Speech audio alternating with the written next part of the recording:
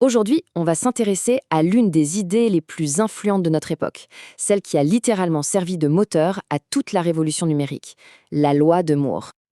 Pour commencer, regardons ces deux chiffres. En à peine 50 ans, on est passé de quelques milliers de composants sur une puce à plus de 100 milliards. C'est une croissance tout simplement vertigineuse. La question est donc, comment est-ce possible? Comment une telle explosion a-t-elle pu se produire? La réponse tient en une seule observation, une idée qui a tout changé. Tout part de là, d'une idée qui, au fond, est d'une simplicité redoutable, mais d'une puissance incroyable. Alors attention, ce n'est pas une loi de la physique, c'est une observation faite en 1965 qui a prédit que le nombre de transistors sur une puce allait doubler tous les 2 ans environ. Et cette prédiction est devenue une sorte de prophétie autoréalisatrice pour toute l'industrie. Ce qui est assez fou, c'est que Gordon Moore lui-même n'y voyait qu'une extrapolation audacieuse. Il ne se doutait pas qu'il venait de définir la feuille de route de toute la révolution numérique pour les décennies à venir. Et c'est là qu'on voit comment cette simple observation s'est transformée en un véritable moteur exponentiel. Un moteur qui a radicalement changé le monde. Ce doublement constant encore et encore a permis de mettre une puissance de calcul absolument inimaginable entre toutes les mains, dans nos poches, dans nos maisons. C'est ça, la magie de l'exponentiel. Pour bien se rendre compte de ce que ça signifie, il y a une analogie qui est géniale. Si l'aviation avait suivi la même courbe, un vol Paris-New York aujourd'hui coûterait 1 centime et durerait 1 seconde. Voilà l'impact économique et technologique dont on parle. Mais évidemment, un tel rythme, une telle course effrénée, ça ne pouvait pas durer éternellement. On a fini par se heurter à des limites bien réelles. Et c'est la question qui s'est posée au tournant des années 2010.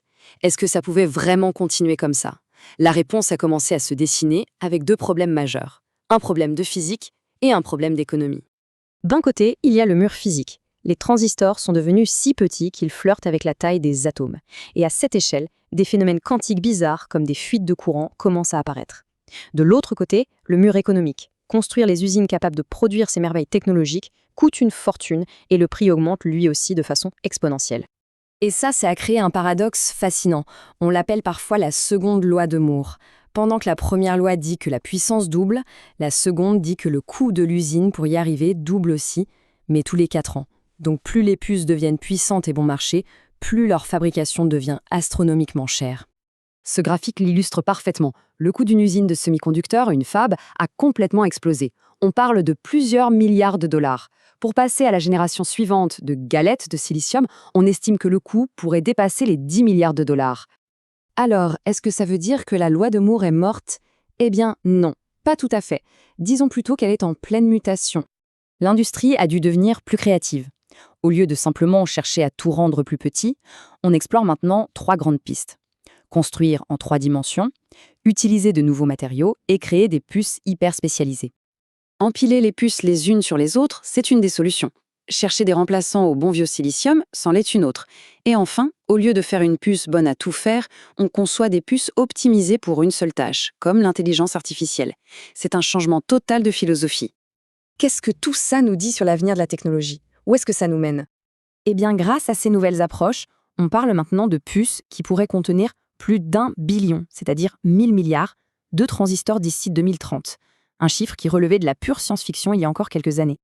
Donc, si on devait retenir l'essentiel, la loi de Moore, c'était une tendance, un guide, pas une loi immuable. Le rythme classique ralentit, c'est un fait, à cause des limites physiques et économiques. Mais l'innovation, elle, ne s'arrête pas. Elle change juste de terrain de jeu. La 3D, les nouveaux matériaux, la spécialisation. L'histoire est loin d'être terminée. Le premier chapitre de cette loi nous a apporté Internet, les smartphones, bref, notre monde moderne. La grande question maintenant, c'est de savoir ce que ce nouveau chapitre, cette nouvelle forme d'innovation, va bien pouvoir inventer.